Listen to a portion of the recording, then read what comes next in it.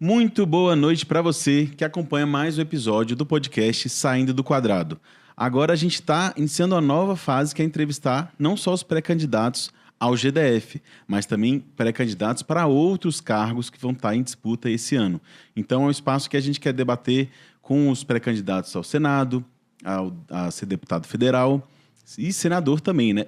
Então, assim, é um momento de muita discussão que a gente quer discutir o DF, mas também projetos de lei e pautas que englobam nosso país e nossas cidades. Então, se você tem uma sugestão, alguém que poderia estar aqui nessa mesa, se você quer também entrevistar conosco, esse é um espaço aberto para discutir políticas públicas e a realidade do povo brasileiro, em especial do Distrito Federal. A gente está iniciando agora essa fase que a gente vai entrevistar também os pré-candidatos à Câmara Federal. E hoje a gente está contando com ninguém mais, ninguém menos do que Ruth Vencerando. Seja muito bem-vinda. Obrigado, Rafael. Prazer estar aqui para a gente fazer esse bate-papo, para a gente pensar o DF, o Brasil. Muito obrigado, seja muito bem-vinda. A gente está gravando esse episódio antes, né? Mas a gente vai transmitir como se fosse ao vivo. Deixe seu comentário aí, a gente tenta responder depois, trazer as perguntas depois, mas só para também ninguém comentar, achar que está sendo ao vivo e não está. Dessa vez a gente está fazendo gravado. Ruth, por que você decidiu ser candidata a deputada federal? Eu brinco que a primeira vez quando eu me candidatei, que foi em 2022, eu nunca tinha me candidatado basicamente a nada. Sabe assim, Rafael? Nunca tinha me candidatado para síndica, para associação, absolutamente nada. Eu acho que foi uma coisa que veio acontecendo muito naturalmente, né? E eu, como venho desse lugar da construção coletiva, do movimento social, né? Eu tenho origem no MST, então acho que mais do que uma decisão individual, ela acabou sendo fruto de uma reflexão coletiva dos vários grupos que me apoiaram em 2022 e os grupos quais eu tenho vínculos históricos, como é o caso do MST, né? Então, quando colocaram o desafio para mim de ser candidato em 2022, eu parei, será? Né? Mas aí a coisa foi acontecendo, então acho que foi um processo, né? Foi um processo. Eu digo, inclusive, que ter me candidatado em 2022, a maior felicidade foi da minha mãe, que eu, desde criança, sempre fui uma pessoa muito, muito agitada, sempre gostei de estar nas questões, né? Participando dos movimentos, e aí minha mãe, o sonho era que, né, eu ocupasse a Câmara de Vereadores lá no sertão de Pernambuco, e aí eu sempre, não, negócio de me candidatar, então 2022 foi uma realização, inclusive, para minha mãe. Que interessante isso, esse negócio da candidatura ser um projeto coletivo, porque muitas vezes parece ser uma sina pessoal, né? A pessoa nasceu com a bunda virada para a lua e acha que tem que brilhar e se candidatar por si mesmo. Eu acho muito interessante isso que você traz, porque parece que a candidatura faz mais sentido quando é assim, né? Quando é fruto de uma construção coletiva. Então, já te congratulo aí por conta disso. Você falou um pouco da sua história, você não nasceu aqui no DF, como é que você veio parar aqui? Me fala um pouco dessa história. Então, eu tenho as origens lá no sertão de Pernambuco. Eu venho de uma cidade, né, onde eu basicamente cresci, que chama Santa Maria da Boa Vista. Ela está situada entre a serra, uma serra, e o Rio São Francisco. Então, a gente está muito pertinho ali da Bahia, então atravessa o rio, está na Bahia. Então, eu venho desse lugar. E eu chego, né? Minha trajetória e meus vínculos com a política, com o movimento social, aconteceu ainda na minha adolescência, quando eu fui morar em um acampamento do Movimento Sem Terra, né? Eu que venho de uma família camponesa, que foi expulsa do campo em razão da construção de uma hidrelétrica na região. Então, passado alguns anos, o MST foi para a região ali do sertão de Pernambuco e minha família acabou participando. Então, morei em acampamento, né? Todo o meu processo, minha referência de luta é no MST, então eu digo, tudo que eu sei do ponto de vista do meu entendimento sobre o mundo, né, do ponto de vista do conhecimento científico, também deve-se graças ao meu engajamento no MST. Então, quando eu venho em Brasília, eu cheguei aqui em 2015, então eu venho para aqui para cumprir uma tarefa do Movimento Sem Terra, né? Toda a minha trajetória de formação é no campo da educação. Então, eu coordenei por muitos anos o setor da educação do MST em nível nacional e antes de Brasília, eu fiquei 5 anos em São Paulo, no estado de São Paulo, em que eu ajudei na coordenação de uma escola de formação técnica e política do MST, que é a Escola Florestan Fernandes.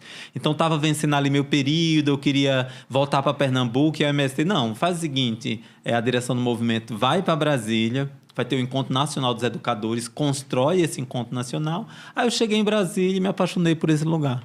Olha só. Eu acho engraçado você falar que a formação da MST não é brincadeira, né? Acho que se você for comparar com qualquer outro movimento social, com qualquer outra instituição, o MST está anos-luz na frente.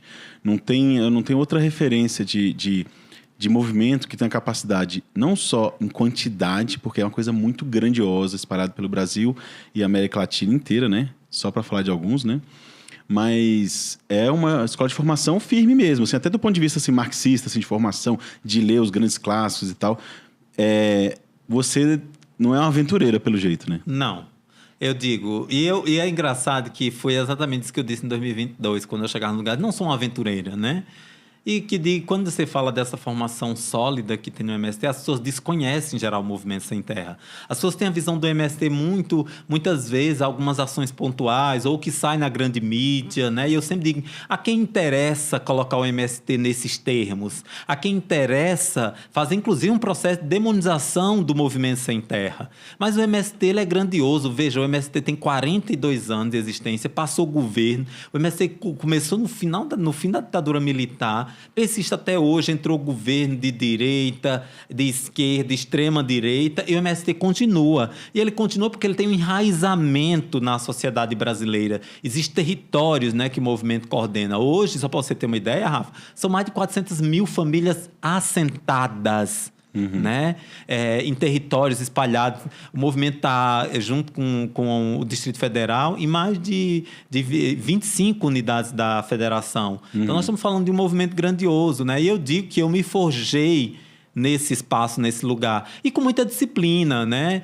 Eu aprendi muito movimento, a dimensão da experiência, da vivência coletiva, né? De compartilhar, a dimensão da solidariedade, ter disciplina e profissionalismo no que faz. Então, aprendi muito desde cedo, né? Esses valores, esses princípios que nos orientam e pautado também como um princípio a questão do estudo, né? E quando o movimento tem como princípio o estudo, não é só necessariamente o estudo acadêmico, né? Eu cresci, por exemplo, nos acampamentos do movimento, a gente tendo rodas para ler coisas e debater e discutir para além do espaço escolar. Então, nesse sentido, o MST ele é grandioso demais e tem contribuído. Muitas pessoas, por exemplo, que passaram em territórios do movimento, que tiveram formação no movimento, que se formaram no movimento, hoje estão fazendo outras coisas da vida, né? E que não estão no movimento necessariamente. A gente tem algum caso de pessoas que muitas vezes se formam no movimento e de repente vai ser um agente de trânsito. E a gente diz que bom que está sendo um agente de trânsito que passou por uma formação humana, humanizada no próprio movimento. E eu acho que, assim, do ponto de vista assim, de esquerda, sei lá, comparando com o movimento estudantil, com instâncias partidárias, o MST tem muitas coisas que são únicas. Primeiro, que ele é extremamente popular, né? Então, o campesinato, né, o que a gente falava antigamente, é uma classe diversa, mas também que está lá na lida, né? Que tem que planejar o futuro, porque não existe agricultura sem pensar o futuro, sem pensar se vai chover, se eu planto agora para colher depois. E isso só dá certo porque tem formação. E então acho que isso é muito interessante, até comparando a MST com outros movimentos, a gente tem essa raiz popular, muito planejamento e preparação. Então, assim, toda a admiração da minha parte. E tem uma coisa da sua trajetória que você falou que eu não sabia. Então, você tem essa relação profunda com a educação, com a pedagogia. Como é que é essa sua história? Então, quando eu tinha mais ou menos uns 10 anos, eu ia para a escola e voltava. Eu vivi por um período, né? Eu venho de uma família grande. Minha mãe teve 14 filhos. Então, e tendo que lidar, por exemplo, no final da década de 80, década de 90, com um processo muito complicado no sertão de Pernambuco. Então, a gente ainda com fortes... como é que diz? Com forte expressão de um coronelismo ainda, né, imperando na região, né, uma seca de tempos em tempos bastante acentuada, atravessada também pela dimensão pela questão da fome. Então, eu venho desse lugar. Então, uma parte, em alguma medida, minha mãe, a gente meio que se espalhava, né? Todo morava numa casa, esse monte de filho, minha mãe e meu pai, mas, tipo, uma parte do tempo, na minha adolescência, eu vivia num centro de apoio ao menor. Então, eu ia de manhã para a escola e à tarde ficava nesse centro de apoio ao menor. E aí, que meio que nesse centro de apoio, eu fui despertando. Eu voltava da escola e tinha vontade e ensinava para os coleguinhas o que eu tinha aprendido. Então, às vezes, reunia os colegas e ia dar aula. Então, essa dimensão de ser educadora sempre esteve presente muito na minha trajetória. Então, eu fiz o antigo magistério, eu fiz um curso de pedagogia, eu fiz uma especialização na área, fiz um mestrado na área, na Unicamp, né? Ai, que legal. E estou fazendo doutorado na UNB também na área da educação. Gente, eu não sabia disso. Pois é, menina, ela faz de tudo. Ela é entregadora. Que legal, que legal. Acho que tem a ver também um pouco com esse lugar, né? Da gente pensar de que educação ela é, sem dúvida, a questão do conhecimento científico, mas a educação de maneira mais ampla envolve a gente intencionalizar a formação humana, né? A gente ir aos poucos pensando um processo de vivência coletiva que leve a gente a pensar na possibilidade de construção de outro ser humano, né? Um ser humano que... E a MST é referência nisso também, né? Porque milhões de ações de educação, escolas espalhadas. Eu já visitei uma escola da MST. Também é uma referência da MST nisso, né? Sim, olha, são mais de 2.000 escolas espalhadas pelo Brasil, que em geral são escolas públicas, né? Públicas estatais, que estão em territórios do movimento e que o movimento também tem todo um trabalho de educação junto com a questão dos educadores, né? E aí as pessoas dizem, mas nessas escolas, as escolas que estão, muitas vezes, por exemplo, década de 90, início dos anos 2000, era muito forte, por exemplo, a revista Veja fazer matérias contra o MST, dizendo que havia doutrinação nas escolas, não sei o quê, e tudo isso caiu por terra, né? Ao contrário, nas escolas do movimento há um rigor muito grande em relação ao conhecimento científico, né? Não é à toa, é todo um projeto pedagógico que é desenvolvido. Então, as escolas do MST não abrem mão do conhecimento historicamente produzido e acumulado pela humanidade, né? Ao contrário, a questão é como a gente, né, vê esses conhecimentos que a humanidade produziu, como é que a gente se conecta com dimensões da vida,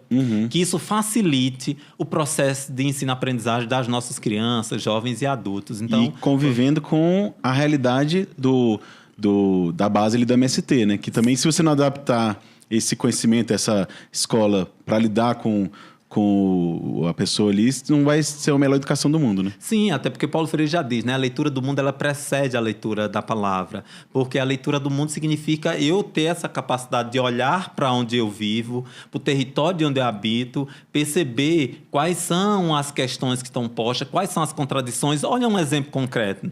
Eu vivi, minha família viveu, assim como outras famílias no sertão de Pernambuco, baixando a cabeça para a autoridade. Tipo, quando passava a autoridade, a pessoa não... Eu aprendi no MST a erguer a cabeça, a olhar olho no olho para as pessoas, entendeu? Então, a gente veio de uma educação, de uma cultura que era cabeça baixa. Então, nós fomos aprendendo a partir da experiência da luta coletiva, vamos erguer a cabeça, é autoridade, eu posso não ter instrução, a autoridade tem, mas eu sou um cidadão, então acho que essas dimensões, elas são muito importantes e que foi, sem dúvida, né? Quando eu vou para um acampamento do movimento, eu tenho uma visão, por exemplo, de que trabalhadores, eu tenho uma visão contrária ao próprio MST. Mesmo sendo adolescente, quando minha mãe disse, nós vamos para um acampamento do movimento, eu dizia, não, mãe, tá doida.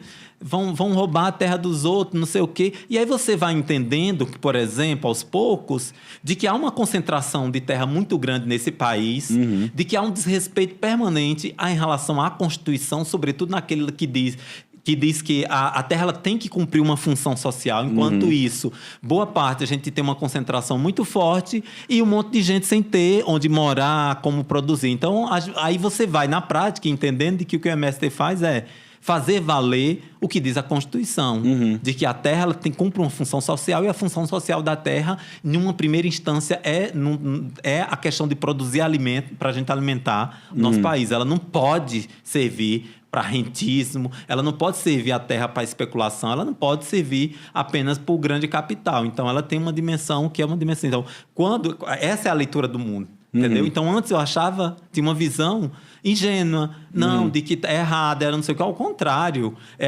eu fui entendendo de que ou os trabalhadores e as trabalhadoras se organizam para pressionar o Estado, ou dificilmente a gente vai conquistar direitos básicos. Então, quando a gente pensa, é essa leitura do mundo, né? É fazer a leitura do que está em volta da gente. E como é que você vê essas questões no Distrito Federal, né? Muita gente acha que o Distrito Federal não tem nem produção agrícola, não tem trabalhador, não tem assentado. Mas a gente tem questões fundiárias aqui, a gente tem produções aqui, inclusive produções muito boas. Como é que você vê essa questão no Distrito Federal? Eu acho o seguinte, ela é um pouco a expressão do que é o Brasil também, em termos de população. Muita gente entende ainda o campo como esse lugar do atraso, do Jeca-Tatu. Ainda existe isso, quer queira, quer não, né? E no Distrito Federal não é diferente, né? Ou seja, a gente tem aqui um território amplo do ponto de vista da gente pensar o que é o campo, o que é esse espaço rural, né? A gente convive ao mesmo tempo com as contradições, que há as contradições também em nível de país, que é agronegócio, que em geral produzindo para exportação, para commodities, enquanto você tem uma base ali da agricultura familiar, que é quem está produzindo o alimento que chega à nossa mesa, né?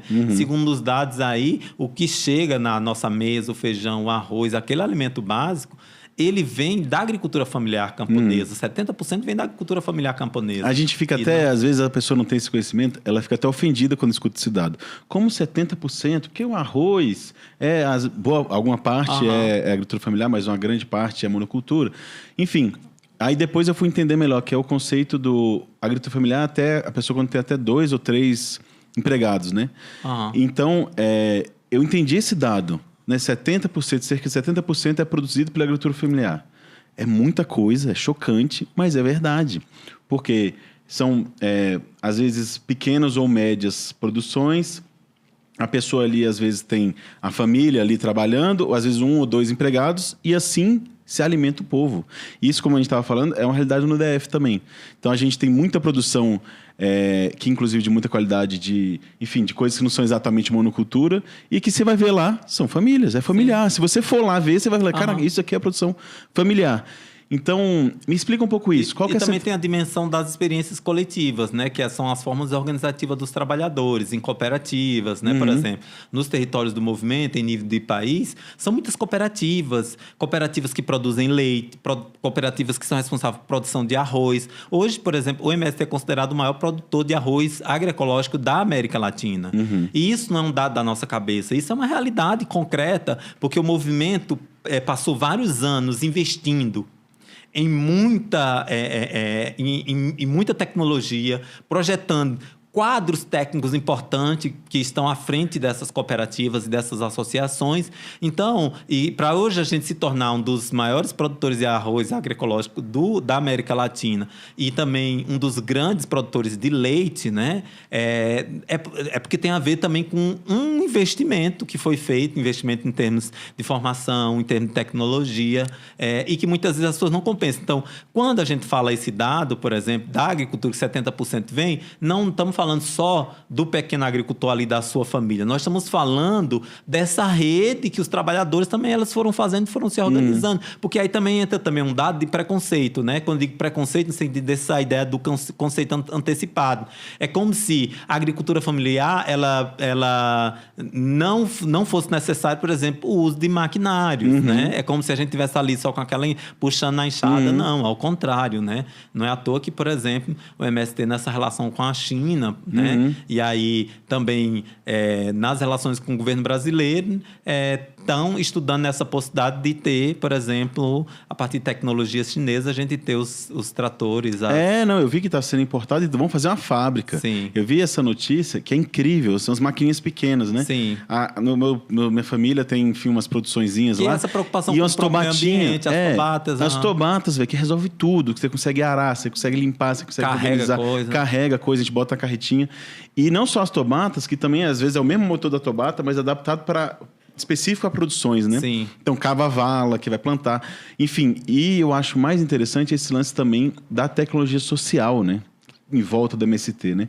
Eu acho que a crítica do MST, às vezes, é um pacto pela ignorância, né? Porque critica como se fosse só a doutrinação, um negócio. E aí, assim, não entra na complexidade que é na cadeia da produção, o planejamento, você conseguir também agregar valor naquela produção. Sim. Então, eu acho que isso é uma coisa que só critica de forma tão rasa quem não conhece, quem gosta mesmo da ignorância. Então, eu acho que, assim, quanto mais as pessoas entrarem, entenderem o que é MST, elas vão conseguir... Pode até criticar, mas faça uma crítica melhor. Não essa aí da década de 90, né? Sim. E aí me fala um pouco mais dessa chegada aqui no Distrito Federal. O que você encontrou? Assim, como é que você acha o movimento aqui? O que você acha que... Como é que são as grandes lideranças? O que você acha da política aqui no Distrito Federal? Quando eu cheguei aqui, eu brinco que eu cheguei em 2015 e eu encontrei o Brasil em Brasília, né? Primeiro porque realmente o Distrito Federal ela é a expressão do que é o povo brasileiro. Eu me senti muito acolhida, sobretudo porque é muito nordestino, então acho que isso também me deu esse conforto, esse lugar de me conectar com as minhas origens. E eu cheguei aqui em 2015, né? Eu comecei como drag queen, né? Me montando para o carnaval. E ali eu já percebi que aqui tinha uma certa acolhida. As pessoas dizem até, Rafa, assim, Brasília é conservadora. Eu, será?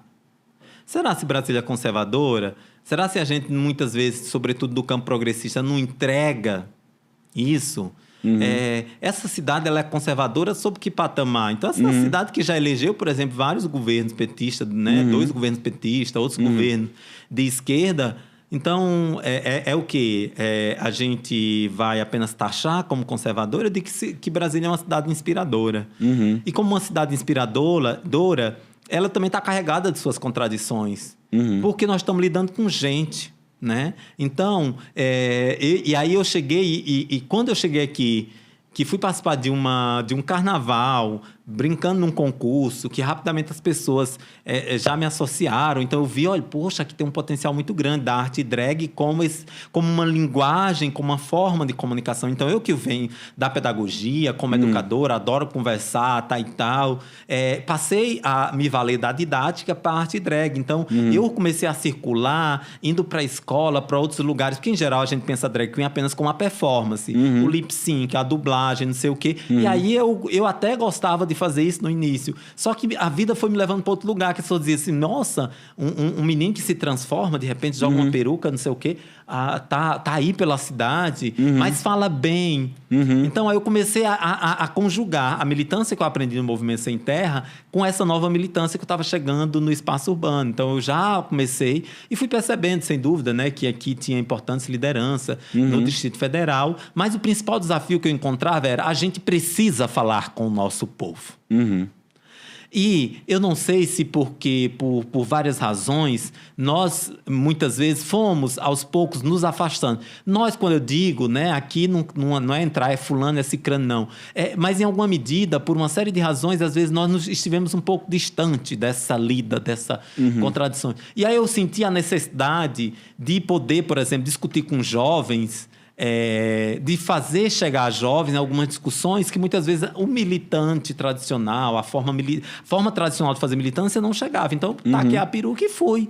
E fui bem recebida, e fui bem aceita nos espaços, né? Então, a abordagem era diferente. Eu sem peruca, não sei o quê. Então, eu passava despercebida. Então, quando eu me montava, eu já era um evento, como já dizia a Gretchen, né? Então, eu era o evento. E quando isso, as pessoas paravam, perguntavam. Então, eu aproveitei isso também para poder fazer um outro tipo de educação, que é a educação popular. O que seria, nesse aspecto, a educação popular, deste lugar que eu entendi e comecei a fazer em Brasília? É eu estar no meio do povo, falando uma linguagem que o povo entenda e, sobretudo, discutindo coisa que atravessa a vida nossa do dia a dia e que, às vezes, a gente não percebe, como a dimensão do preconceito, né, com os jovens. Então, eu vim aí e me apaixonei, comecei a fazer, e comecei a andar, e comecei a ser conhecida por essas iniciativas. E como é que foi... Você acha que a esquerda estava preparada para isso? Teve preconceito nisso também? Teve, assim, em alguma medida teve, mas eu gosto de falar do lugar que foi mais como é que diz? Eu prefiro mais ir pela dimensão positiva daqueles que me acolheram, do que evidenciar, por exemplo, eventualmente, pessoas que viraram a cara, pessoas que... Eu tenho zero problema de enfrentar a discussão, sabe, assim? Só para você ter uma ideia, eu sou a pessoa que em 2022, fazendo campanha, alguém gritou que tinha viado na política. Eu sou essa pessoa que simplesmente as pessoas que estavam comigo queriam discutir com eles. Não, deixa. Aí eu simplesmente dei uma volta numa oportunidade, cheguei perto desses 2 jovens, a Rafa, e disse para eles o seguinte: vocês estão prontos para votar no viado pela primeira vez, fazer história? Eles se espantaram. Oxe, que é isso? Eu disse, não, mas se preocupe, não, eu sou viado mesmo. Mas me diga, você já me viu por aí, me conhece? E comecei a me apresentar. Bom, a situação que vai e vem, conversando com eles, eu não entreguei meu panfleto, viro as costas, quando eu tô saindo, um deles diz, moça, me chamou de moça, não me chamou de viado. Me entrega seu panfleto que eu não posso votar, mas vou pedir para minha irmã votar em você. Então, eu quero estabelecer conexão com as pessoas. E nosso povo, infelizmente, muitas vezes está carregado de preconceito e discriminação. Então, quando eu cheguei assim na esquerda, foi um tabu, assim, poxa, uma drag queen chegou, vai se candidatar, né? Então, criou, de certa forma, um incômodo em alguns setores. Mas eu acho que, como eu venho desse lugar da formação do movimento, também me credenciou para poder transitar em alguns lugares, inclusive nesse meio político, no campo da esquerda, né? Então, ninguém podia falar que você chegou do nada. Não, pois é. E assim, quem tem preconceito comigo, que lute consigo mesmo, porque assim, eu tô de boa. Eu acho que o problema das pessoas, às vezes, é o seguinte, eu não tenho controle de como você me lê. Eu não tenho controle de como as pessoas elas vão entender quem eu sou. Eu não tenho esse controle. Agora, o que elas acham que eu sou não determina quem eu sou. Eu tenho consciência de quem eu sou. E eu ter consciência de quem eu sou me basta, nesse sentido, para eu viver.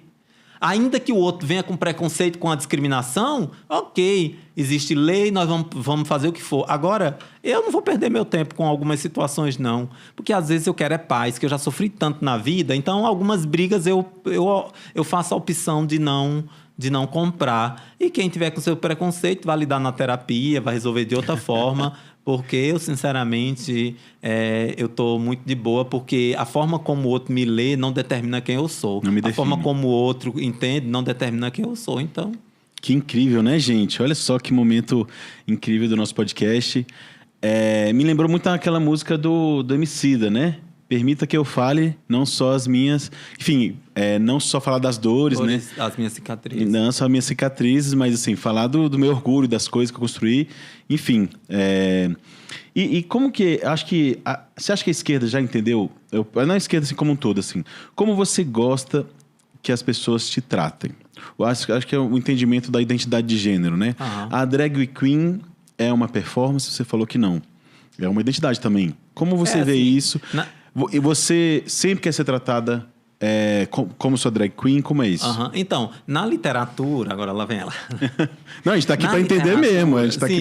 No geral, as pessoas fazem uma divisão que é assim, ó. Drag queen trata-se de uma identidade artística, né? Ou seja, artista. Por exemplo, a identidade de gênero é como as pessoas elas se reconhecem e querem ser reconhecidas. Por exemplo, pessoas trans, né, drag enquanto uma identidade artística, a pessoas trans, elas são ali a identidade de gênero, né, como ela se reconhece e gostaria de ser reconhecida. Eu digo que minha identidade política é de bicha, desse lugar, né, de alguém que sai, de certa forma, do que a sociedade entende como sendo um padrão de gênero a ser performado, né, a ser vivenciado. Então, desde criança, eu sempre me vi nesse lugar como bicha, nunca tive esse problema. Mas eu digo que tem uma coisa muito simples. Eu queria que a pessoa só chamasse pelo nome, basta, entendeu? Tipo, Ruth Venceremos. Ruth Venceremos é o quê? É homem, é mulher? Eu até brinquei esse dia, alguém perguntou, você é uma mulher? Eu disse, não, eu sou jacaré, né? Aí a pessoa perguntou, sério, assim, aí riu. Eu disse, não, então, como uma identidade, minha identidade política sexual, eu me considero, me reconheço como bicha, por exemplo. Às vezes, quando eu não estou de peruca, as pessoas, oi, Ruth Venceremos, oi, não sei o quê, e não me incomoda. Não me incomoda porque, em algum tempo, eu fiz esse distanciamento, assim, de quem a Ruth Venceremos é um personagem, o Erivan que constrói, a Ruth é outra coisa. Não, eu entendo que você não tem nome morto? Não tenho. Eu não me considero eu considero como uma persona. Ruth Venceremos como uma persona. Então, eu também não faço mais como fazia há algum tempo. Não, o Erivan vem até aqui, a Ruth vem até aqui. Não, eu acho que tem a ver com esse processo em que eu me reconheço, tal, como assim, às vezes vou estar de peruca, às vezes não vou estar de peruca. É sobre esse lugar mesmo, assim. Inclusive, eu digo que hoje eu poder usar peruca, eu poder me vestir desse jeito, eu digo, de certa forma, eu encontro com criança que eu não pude ser na minha infância, né? Eu não, obviamente, né? Tipo assim, obviamente tem uma distância do que eu fui, mas quando eu passo a me montar como drag queen e tudo mais, e eu passei também a encontrar com a criança que eu fui, de possibilidades que eu não tive. Então, é isso. Então, eu vou seguir transitando por essa cidade. As pessoas, ora, vão me ler como trans, outras, né? Como eu já disse, minha identidade, que eu me reconheço, minha identidade político-sexual é de bicha, é nesse lugar que eu estou. Que hora eu vou estar assim, hora eu vou estar diferente, hora eu vou estar com peruca ou sem peruca, mas que as pessoas mesmo, quando me encontram no supermercado, fala Ruth, mas e seu nome de Resiste, né? Erivan, não sei o que, eu atendo. Se chamar de Erivan, vou atender, se me chamar de Ruth, vou atender, mas eu acho que eu me encontrei muito nesse lugar como Ruth Venceremos, né? Para além de pensar só a dimensão de performance, artística, ou coisa parecida. Pegando aí no mundo artístico, referências, né? Por exemplo, a Lineker seria uma mulher trans. Então, a identidade dela é feminina. Pablo Vittar seria uma drag queen. É uma drag queen. Então, assim, existe a performance da Pablo Vittar, mas ela é uma drag queen. Então, seria uma performance de drag queen que ela tem nos shows e tal, tem no espaço, mas nem sempre ela tá com essa... Então, acho que é isso. Uma coisa que é muito interessante, mas seria Só que as pessoas também esquecem que ninguém sabe como é que as pessoas, elas estão vivendo do ponto de vista subjetivo, né, da sua subjetividade. Então, embora, hoje a gente pode dizer, a Lineker, que a gente sabe, né? Ela fala, sou travesti, e tal, né? A Linda Quebrada também, e tantos outros nomes, né? De pessoas trans e travestis, né? Que como é que diz? Que fala, né?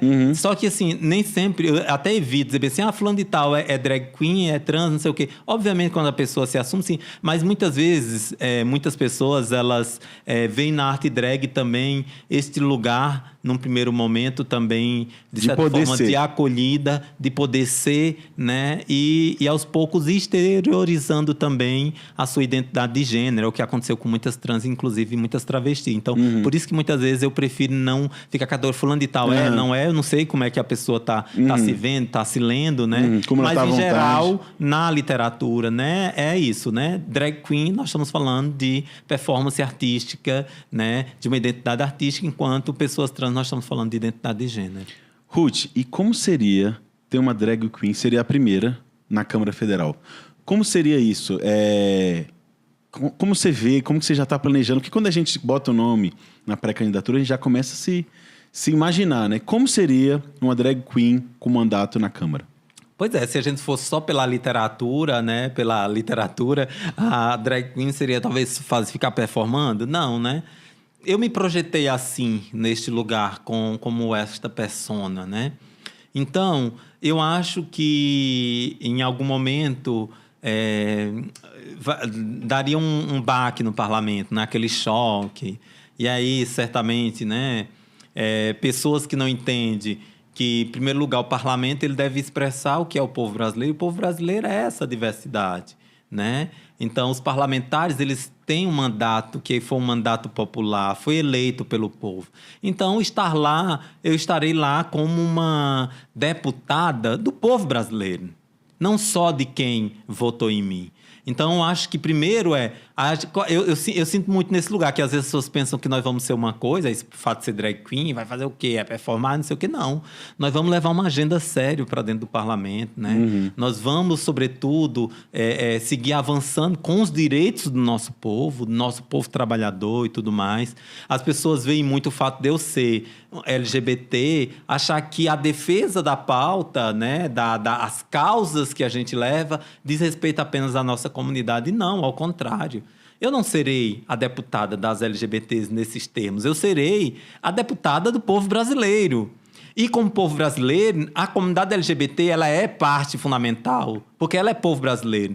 Não é cidadão de segunda categoria, como muitas vezes tentam nos diminuir. A comunidade LGBT ela não é uma comunidade de pessoas que, embora muitas vezes à margem de uma série de políticas públicas e à margem de uma série de questões da sociedade, mas nós somos sujeitos de direito nessa sociedade. Então, acho que será muito disruptivo nesse sentido, porque muitas vezes estão esperando que a gente vá para um lugar, né, apenas para uma defesa, quando 2022 já demonstrou isso, e o trabalho que a gente realiza hoje demonstra.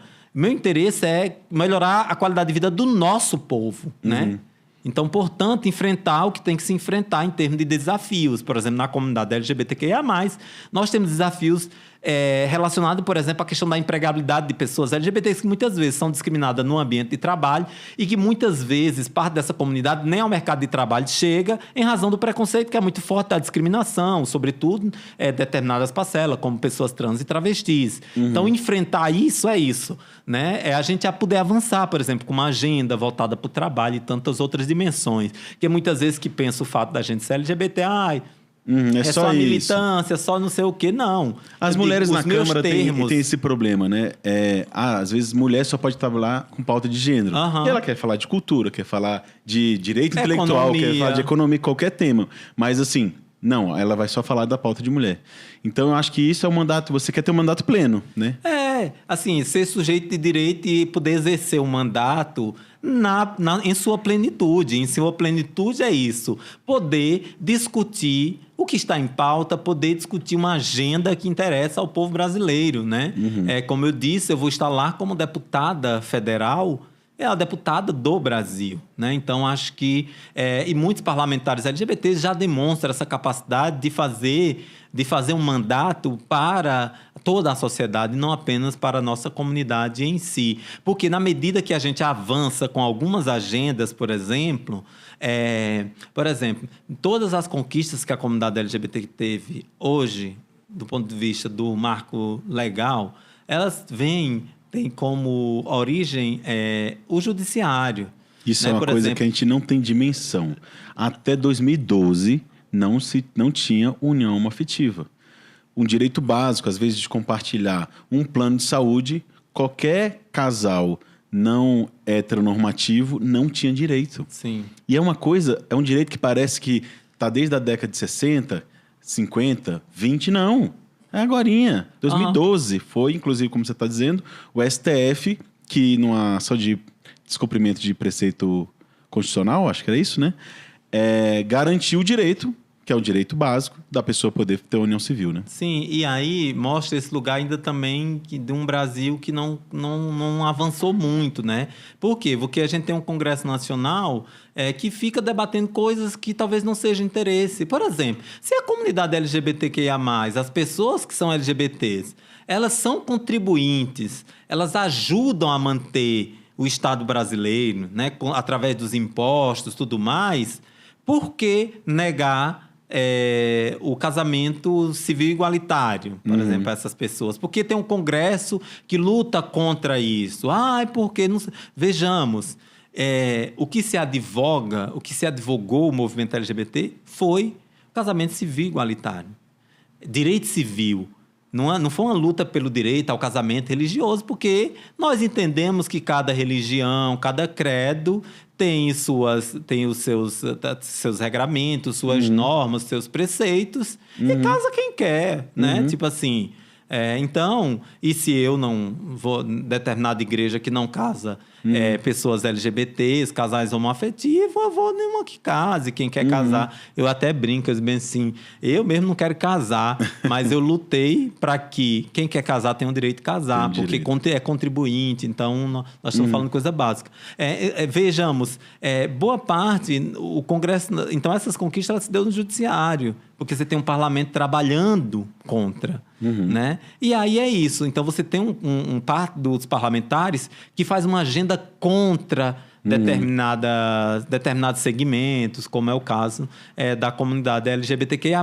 Então, na medida que eu estou no parlamento, sei lá, se eu consigo aprovar uma lei, ou a gente consegue, por meio aí, na relação com o Executivo, criar uma política pública, como o Bolsa Família, por exemplo. Tem o Bolsa Família. Então, ter a Bolsa Família, se eu sou um parlamentar que votei a favor do Bolsa Família, eu sendo LGBT, eu sei que esse programa ele vai poder contribuir com pessoas LGBTs que estão em situação de vulnerabilidade social, porque ele é um programa universal para todas as pessoas. Então, é uma série de políticas públicas também que existem ou que são aprovadas, elas vão, em alguma medida, estabelecer o patamar também de direito para a nossa comunidade, embora não seja uma política pública específica para a nossa comunidade. Exatamente. Eu vou insistir um pouco nesse tema, falando um pouco no debate interno aqui da esquerda, né? Muito, assim, historicamente, a gente tem pessoas, lideranças ou até leituras teóricas que tratam com oposição à luta de classes e às lutas que eles chamam de identitárias. E aí, muitas pessoas que vêm desse espaço do marxismo, que às vezes estão nos sindicatos, e assim, eu estou falando aqui, vem algumas pessoas na minha cabeça. Não é que, Pelo amor de Deus, não citar nomes. Não vou citar nomes, mas assim, eu sei. Uhum. E elas tratam, e aí às vezes, hoje em dia, escondem um pouco, mas elas acreditam que há uma contradição entre defender as identidades, que eu já nem acho que chamar de identitarismo já está errado, e defender as pautas de classe, que para a gente da esquerda é tão claro. Acho que é oposição. Acha que uma coisa é oposição atrapalha a outra. Como você vê isso? Eu acho um equívoco. Um equívoco teórico, um equívoco político, né? Nesses termos. Primeiro, de quando nós estamos falando de pensar a dimensão... Vamos pensar aqui. O que é a classe trabalhadora hoje? A classe trabalhadora é só quem está envolvido no processo produtivo, no setor produtivo? É só quem está ali, carteira assinada, ou quem está nas fábricas? Essa só é a classe trabalhadora? Não. A classe trabalhadora é também, inclusive, aquelas pessoas que são negadas o direito ao trabalho. Até a sua força de trabalho... ela é usada como exército de reserva. É usada como exército de reserva e nem pode fazer. Então, deixa de ser classe trabalhadora? Não, é classe trabalhadora. Então, a classe trabalhadora é quem está certamente no processo produtivo, mas também é quem está fora dele. E a classe trabalhadora, ela é, como é que diz? Ela é diversa. O Uber é classe trabalhadora, por mais que não se veja assim às vezes. Olha, a gente deixa... Então, quer dizer que é uma classe trabalhadora que não tem sexo? Essa classe trabalhadora tomada de maneira geral, genérica? Não. Eu entendo a classe trabalhadora, as pessoas no seu processo, em movimento. Portanto, e aí dizem assim, economia versus pauta de costumes. Mas quem de onde tiraram? Exatamente. Eu digo que não se trata de costume. Não se trata de luta por pautas de costume, não se trata de lutas identitárias. Se trata de luta pela vida. E luta pela vida que nós estamos atravessados. O que é economia, quando a gente vai pensar em economia? Que muitas vezes dizem, versus economia. Eu entendo a economia como sendo a forma como a sociedade organiza a produção e distribui a riqueza. Para mim, isso é economia. Então... Mas a economia é feita por quem? Por pessoas, por gente, pelo povo que trabalha, inclusive pelas pessoas que estão fora do mercado formal de trabalho. Então, se a gente for ver, e como gente, né? Se a economia tem a ver com gente, e gente é o quê? Quer dizer que a gente não tem sexo, não tem não sei o quê, e tal. Então, muitas vezes, esse debate, eu acho ele equivocado, né? É como se fosse uma coisa versus a outra. O que nega a identidade. Que não é. O que não é. Gente, assim... Mas quem fala isso também fala de um lugar. E desse lugar que muitas vezes falam é isso. Quer dizer que a luta histórica das mulheres é uma luta identitária? A classe trabalhadora é composta por mais de 50% de mulheres. Então, quer dizer que aqui passa a ser identitária, enquanto elas estão, por exemplo, sendo exploradas, né? Vendendo sua força de trabalho. Então, quer dizer que você separa isso? Não tem como separar. Porque nós, como classe trabalhadora, nós, como pessoa trabalhadora, nós somos como trabalhador por inteiro. E como por inteiro a gente tem sexo, a gente tem sonho, a gente tem uma série de coisas. Não é só... a dimensão laboral da exploração. Tem que respeitar a diversidade da classe trabalhadora. Pois é. Então, aí você fala isso, esse exemplo que eu coloquei mesmo das mulheres. Então, quer dizer que até aqui ela deixa de ser classe trabalhadora? Oi? Né? Mas, em geral, quem critica isso tem a ver com este lugar, né? E eu falo que muitas vezes a gente fica muito no debate teórico, no nosso campo, da esquerda progressista. Enquanto isso, um monte de coisas, tá aí. E é por isso que quando eu disse assim, Ruth, quando me taca nesse negócio de identitário, eu disse, não, pois não me chamo de identitário, não é por aqui, não. A luta que eu tenho empreendido, né, deste lugar, primeiro, desse lugar coletivo, que é a experiência do movimento social, a luta que eu tenho empreendido é a luta pela vida. É a luta pela vida. E eu sou classe trabalhadora, sou parte da classe trabalhadora, né? E que, portanto, quando eu estou debatendo, por exemplo, só para você ter uma ideia de que eu acho que é equivocado o debate. Eu tenho percebido, por exemplo, o que é que afeta a comunidade LGBT numa primeira instância? É aquilo que diz respeito à sua questão, da sua orientação sexual, da sua identidade de gênero. As pessoas são discriminadas em razão disso. Então, elas vão ser discriminadas no ambiente de trabalho. E muitas vezes elas vão ser discriminadas na escola. Então, elas vão ser discriminadas. Mas, para a gente ser discriminado na sociedade, a gente precisa estar vivo. Para a gente estar vivo, a gente precisa comer. Né? E para a gente comer, a gente precisa estar envolvido, se movimentando na sociedade. Então, portanto, o que eu fui percebendo, por exemplo, em alguns processos, que muitos LGBTs sofrem preconceito em casa quando eles não trabalham. Porque aí já tem um preconceito na sociedade. A família muitas vezes fica ali, aí fica chateada, então acaba... Eu digo isso porque eu vivenciei isso no lugar na minha família. Então, aí quando você consegue um trabalho, que você vai tendo sua autonomia financeira, inclusive, a alguma medida, sua família passa a respeitar. Então, veja isso aqui, é a complexidade do que é a classe trabalhadora. A pessoa que é LGBT, que está ali vendendo a sua força de trabalho, por exemplo... Ela vende sua força de trabalho, no local que ela vende sua força de trabalho, ela está sendo discriminada. Mas, ao mesmo tempo, a luta é para a gente ter trabalho digno, ter condições adequadas, ter condições dignas de a gente poder trabalhar e viver.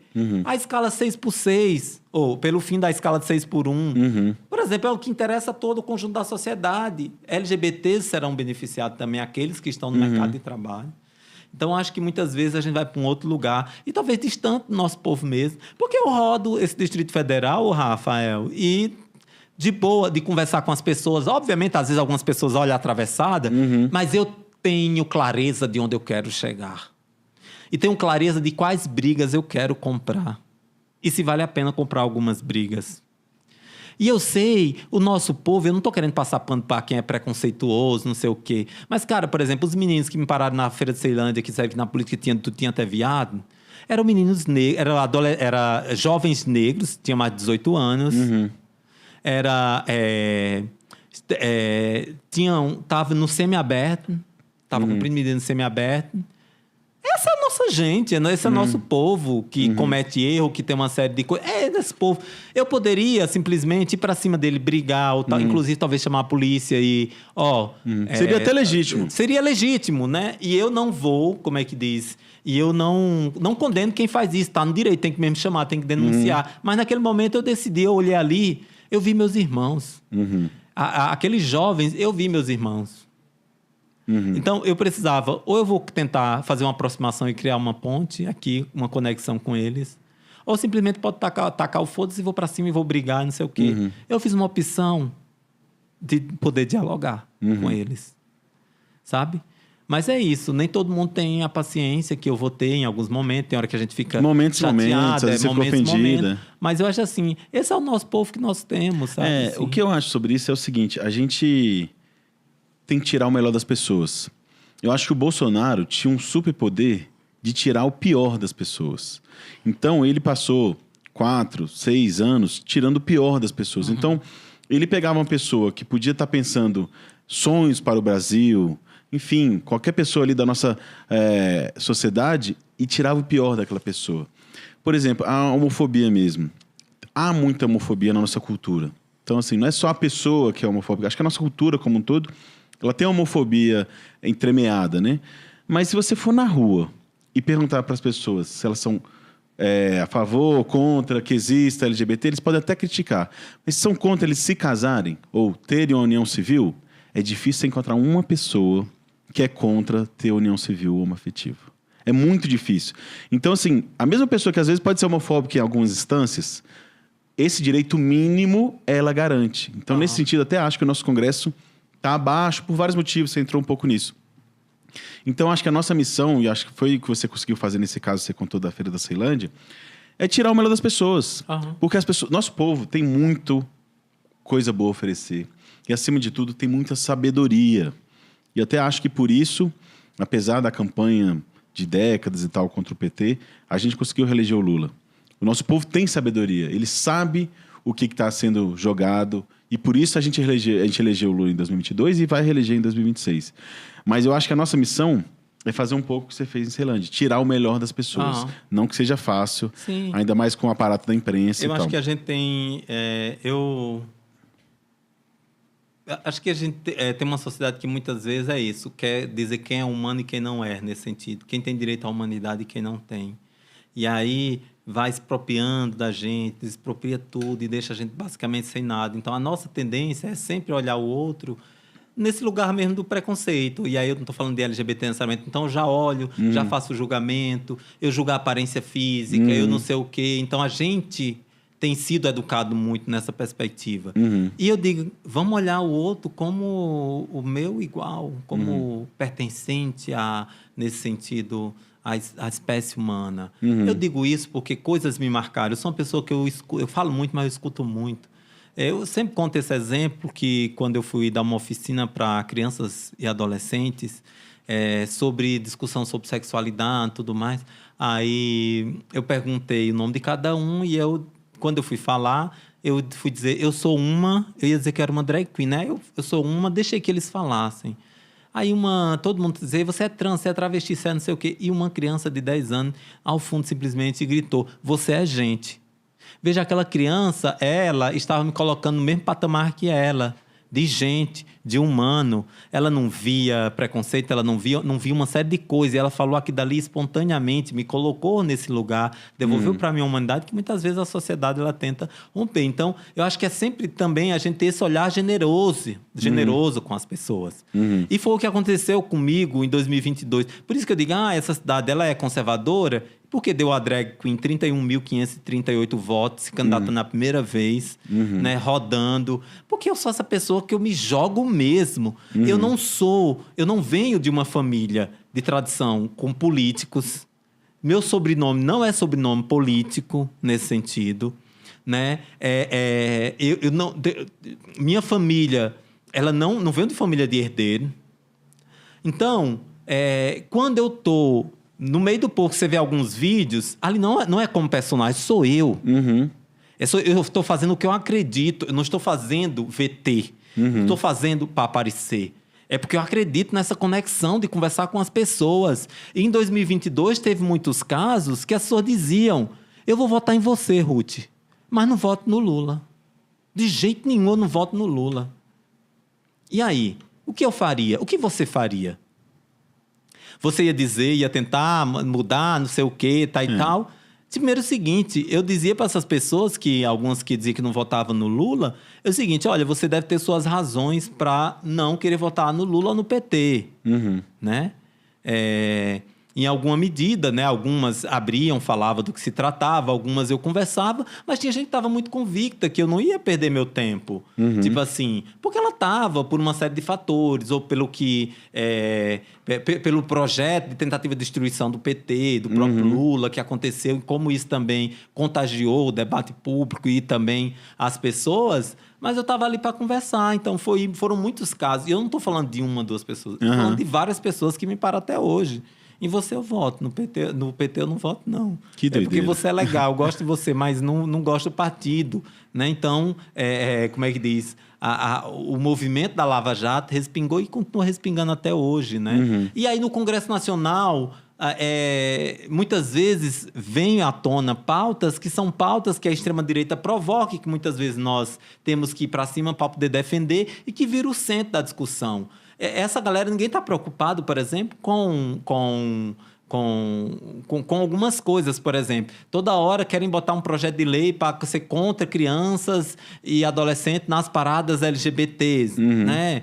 Porque vai ver isso e aquilo. Deixa eu dizer, o que é que esse Congresso Nacional está fazendo em relação a mais de 500 mil crianças que não têm o nome do pai na certidão de nascimento? Exatamente. O que é que esse Congresso está fazendo em relação a uma série de casos, dos dados que estão apontando aí, que 83% de crianças que são vítimas de abuso sexual e de violência, elas são abusadas, violentadas por pessoas que elas conhecem, em boa parte no ambiente familiar. O que é que esse Congresso está fazendo em relação à proteção das nossas crianças e adolescentes? Então, muitas vezes, traz esses temas que são polêmicos para que a sociedade fique debatendo. Enquanto isso, uma série de coisas que são importantes para o povo brasileiro, o Congresso não está discutindo. Então, prefere ficar nessas pautas que vai e vem, numa tentativa. Aí as pessoas dizem, mas nós não devíamos... Tá, mas você faz o quê, por exemplo? Quando estava em discussão casamento civil igualitário, eles começaram a espalhar fake news dizendo que as pessoas queriam casar na igreja. Nunca foi esse debate sobre a igreja.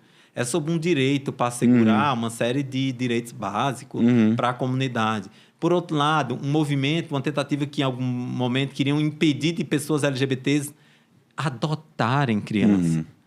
Tem sido uma das mudanças mais significativas no Brasil é que famílias homoafetivas têm cada vez mais adotados crianças. Enquanto você tem uma parte da sociedade rejeitando as crianças, são as pessoas LGBTs que estão fazendo esse processo de acolhida. E eu tenho rodado muito DF, tenho visto muitos exemplos, famílias lindas, né, e muitos casos desses, né, não é uma criança. Em geral, tipo, tem casos que são 3 irmãos juntos e que têm sido adotados. Em vez da gente estar com essa preocupação, eles estão querendo saber. Eles dizem, olha, não interessa com quem eu namoro, deixo de namorar, né? Inclusive, quando as pessoas me perguntam sobre minha vida pessoal, eu digo bem assim, gente, minha vida pessoal não é interesse de ninguém.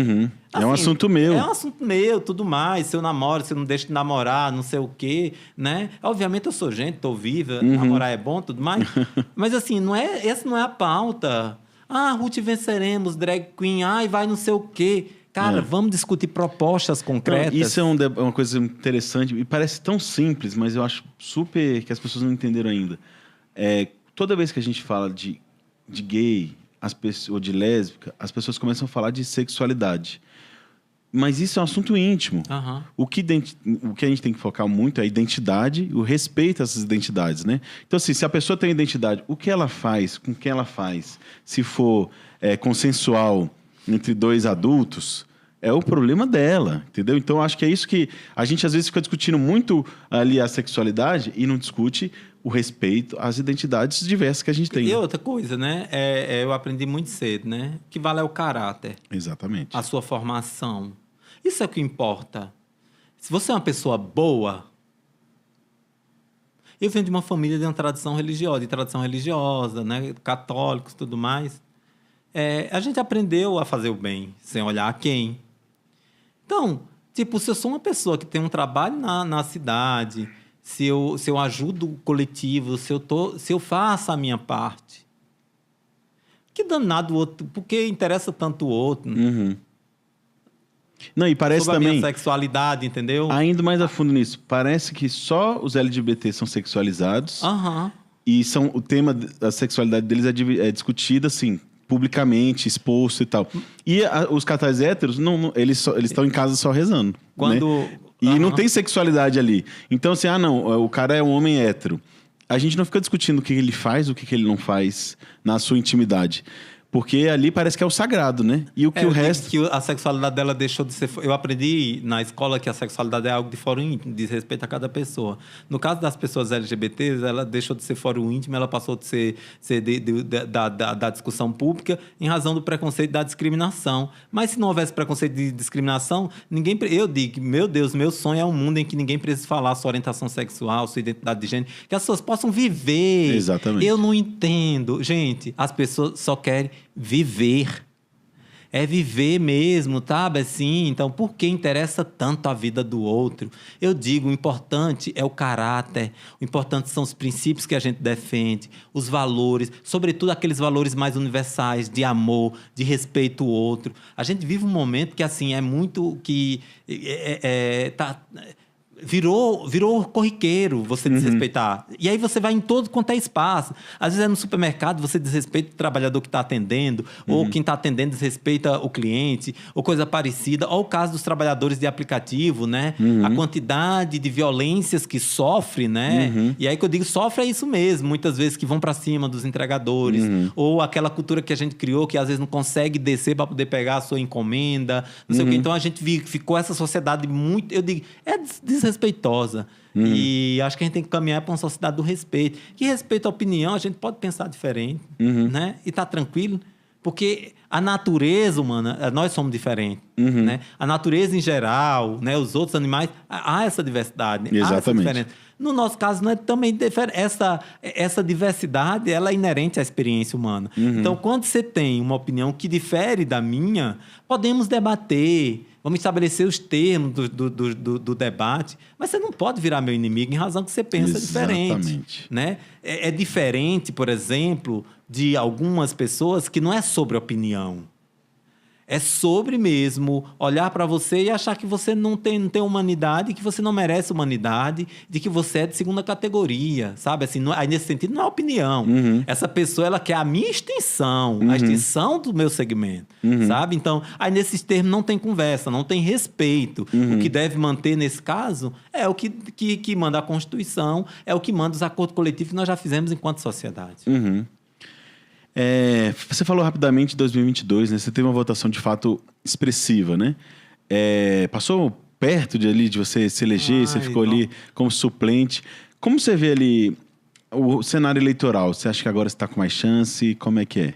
Olha, eu sou uma pessoa que eu não gosto de fazer projeção, embora o pessoal que está coordenando a minha pré-campanha faz projeção, eu nem gosto de falar, inclusive, em termos numéricos. Mas 2022 demonstrou duas coisas importantes. Uma, a gente como uma força política importante.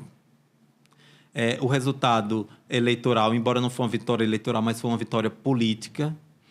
A segunda dimensão é que nós conseguimos mobilizar setores importantes da sociedade, em alguma medida furar ali um pouco a bolha. Muitas pessoas entendiam que o meu voto seria muito um voto de opinião. Aí quando você vai ver o mapa eleitoral, muito descentralizado os votos, né? Que legal. Em várias regiões, ali sempre com a margem ali 2.000, 3.000, poucos votos. Então demonstrou que a gente circulou, demonstrou que a gente saiu também um pouco dessa bolha, falou com outros setores que a gente estava com uma certa dificuldade. Quase 96% ali da apuração, a vaga estava vindo para mim, porque o MDB não estava fazendo o coeficiente eleitoral, então a vaga estava vindo para a gente. Então, chegamos muito perto.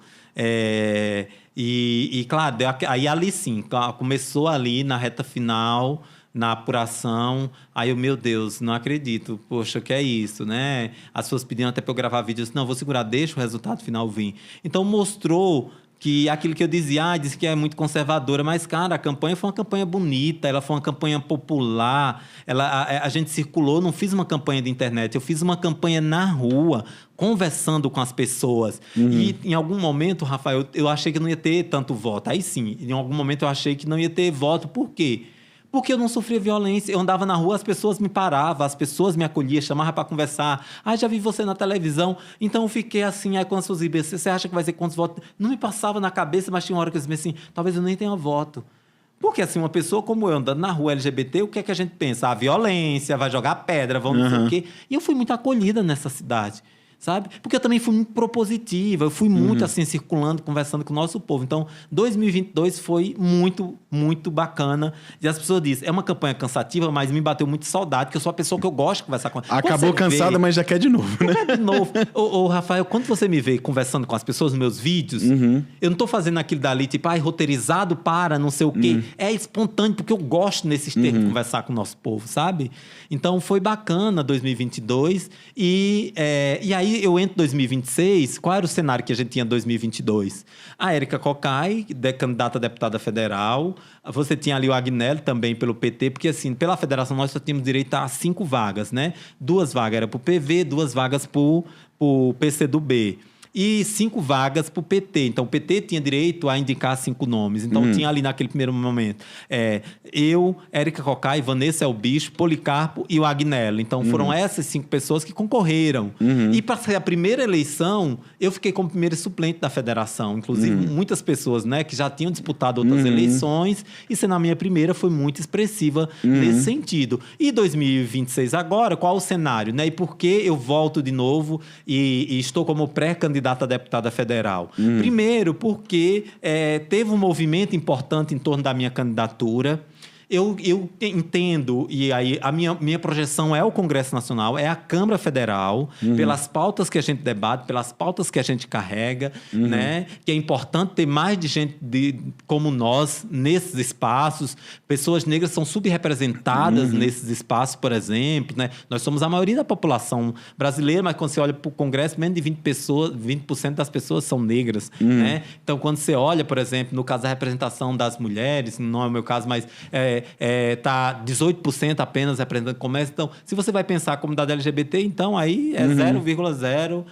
Então, nesse processo como um todo, aí eu venho, né, a Érica vindo com a candidatura aí para pré-candidatura ao Senado, né? Hoje eu viro um dos principais nomes no PT para a disputa como a candidatura federal, e também o movimento MST em nível nacional tirou uma agenda, né, com foco no Congresso Nacional. Hoje tem 3 parlamentares do MST e o MST tem se organizado aí, sobretudo na relação com o PT, para poder ampliar a bancada do MST no Congresso Nacional. Por isso que eu voto como pré-candidata a deputada federal pelo PT. Para compor o quadro também, a gente deve ter a tentativa de reeleição, a pré-candidatura do Veras, né, pelo PV, que também tem uma votação expressiva.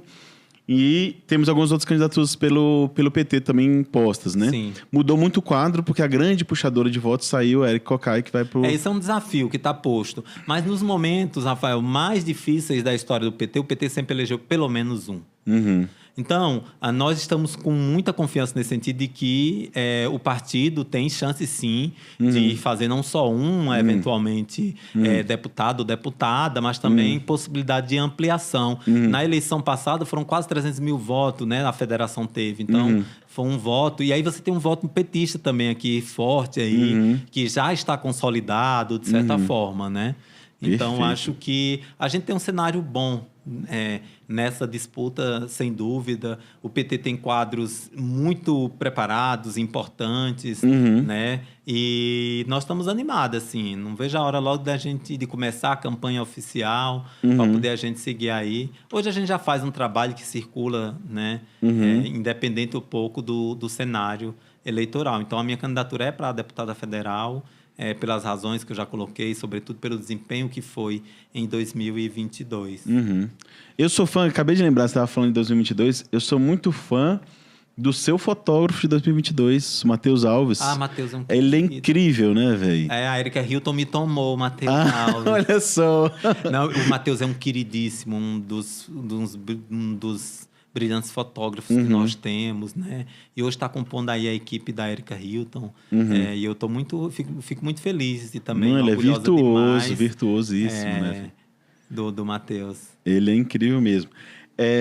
Outra coisa que eu também me lembrei agora, que é incrível a gente ter deixado isso passar, que você também tem uma militância na cultura, você também é produtora. Como é que é isso? A gente faz de tudo um pouco, né? Para viver, sobreviver. Pois é, né? Em razão do Distrito Drag, que foi a entidade que nós criamos aqui no Distrito Federal, que aí vai fazer uma década praticamente de existência, foi onde eu vim para Brasília e me veio a veia de produção cultural mais forte, né? Eu sempre fui me envolvido na arte, essa coisa toda, mas do ponto de vista, aqui eu pude, né, fazer de maneira mais sistematizada essa coisa da produção cultural. Exemplo disso é o Bloco das Montadas, que se tornou um dos maiores blocos o maior bloco do Carnaval de Brasília, e eleito diversas vezes pelo voto popular como o melhor Bloco da Cidade, né? A gente tem circulado aí também com alguns festivais, ajudado a produzir. Então, a cultura também é meu xodó, por onde a gente circula e transita, né? Você também tem uma abordagem. Você falou que seus votos são muito espalhados, foram muito espalhados pelo Distrito Federal. Mas você tem uma abordagem assim, você tem como é que chama? Esqueci o nome disso.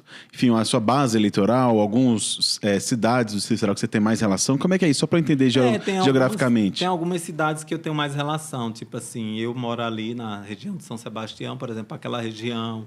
Né, eu tenho relações, né? Comecei a consolidar. Engraçado, que eu moro no Mangueiral e na campanha de 2022 eu não fiz trabalho em São Sebastião, orgânico, assim, fazer um trabalho, não sei o quê.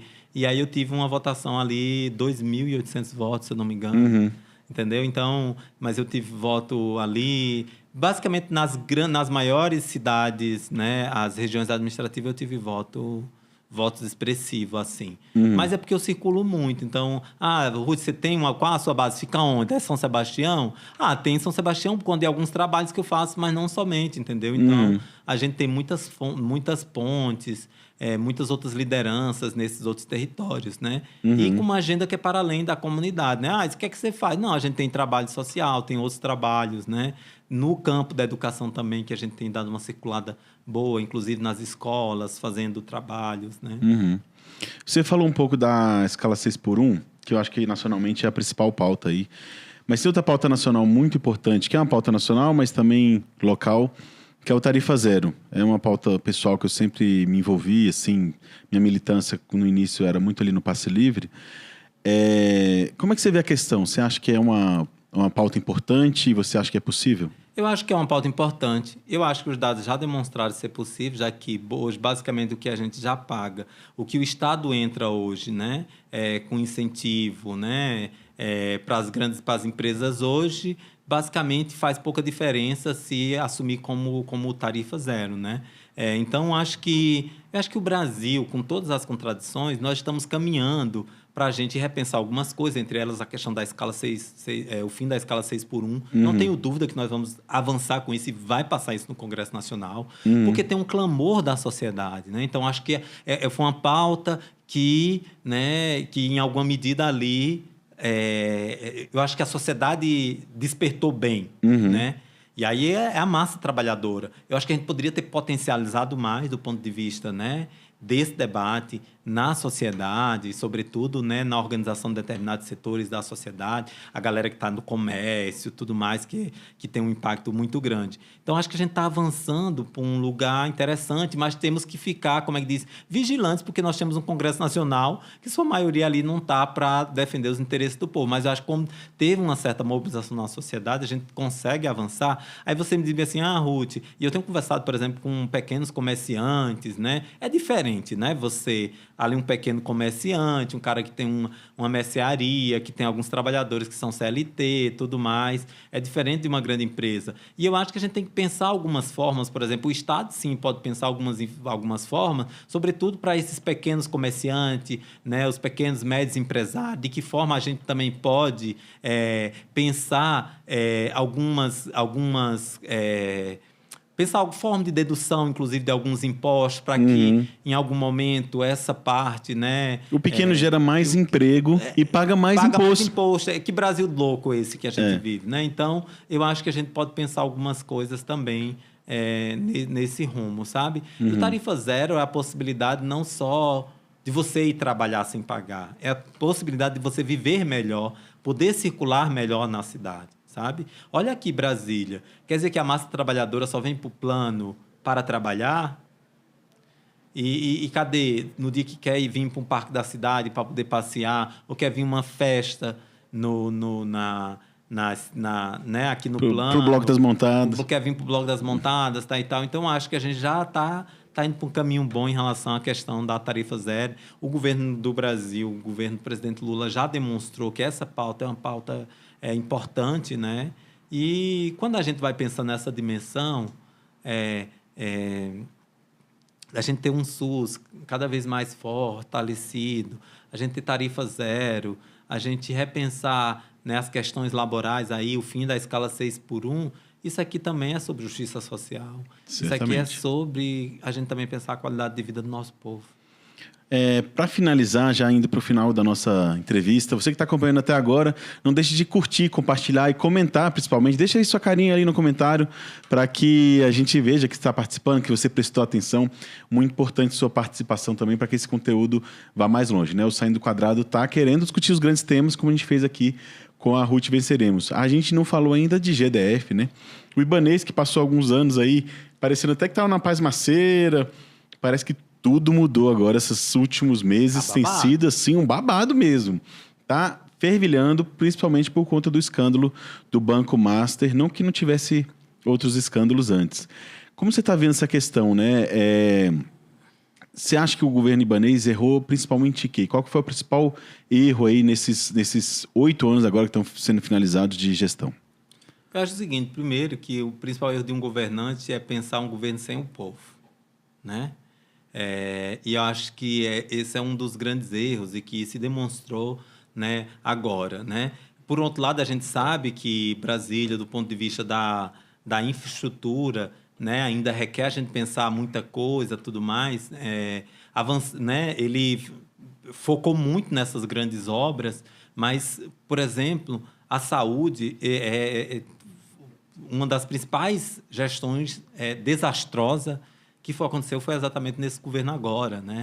Não faz sentido o Distrito Federal, que tem aí o Fundo Constitucional, a quantidade de recursos que o DF recebe, né, da União, a gente não ser uma referência na saúde. Né? Em algum momento a gente já foi referência, por exemplo, na educação e estamos cada vez mais perdendo isso. Então, acho que a saúde é uma das coisas que eu acho que aí pecou feio, como diz a história, pecou rude. Errou, né? Rude. Errou rude. E por isso que, né, eu acho muito importante nós colocarmos nome à disposição para fazer essa disputa com qualidade ao governo do Distrito Federal, e não só eu, mas o partido como um todo tem defendido o nome do Leandro Graz pela força política que ele se demonstrou na última eleição. Por menos de 5.000 votos a gente não teve segundo turno, né? Então o Leandro ele passou a ser mais conhecido na cidade. Hoje a gente tem muitos partidos, tanto no campo progressista aí, que defendem inclusive o nome do Leandro. Então acho que e acho importante também ele ter vindo para o PT, né? Que as pessoas ficam aquela coisa, o PT está queimado, não sei o que. Não, nós temos um projeto de discussão de país, de cidade, que nós não vamos abrir mão em razão da tentativa de destruição que foi feita contra o partido, ao contrário. Então, o Leandro chega como um quadro político importante no PT e eu acho que ele reúne as qualidades necessárias, por exemplo, para ocupar o posto aí de governador do Distrito Federal. Então, uma das qualidades que eu vejo muito no Leandro é a escuta, né? Então, para ser, eu acho que vem muito ali ainda da tradição católica, então ele tem essa paciência, algo que me chama muito a atenção no Leandro, e que eu acho que a gente vai fazer uma campanha bonita, sem dúvida, nessa disputa que ela é necessária. Só para você ter uma ideia, um outro elemento, um outro dado que a senhora também já deve ter falado, que passaram por aqui, que 13 mil pessoas digitaram e apertaram o 13 para governador em 2022. Ou seja, se essa quantidade de pessoas se o Leandro tivesse no PT na época, nós teríamos tido um segundo turno. Então, acho que agora é chegado o momento e hoje é o nosso principal nome hoje de discussão, com apoio, o partido unido, tá unido em torno do seu nome. Essa fase de pré-candidatura, a última pergunta aí, é uma época de aproximar pessoas, né, criar essa rede. Quem quiser participar, se aproximar da sua pré-candidatura, conhecer mais, como que tem que fazer e qual a mensagem final que você deixaria aí para quem quiser se engajar?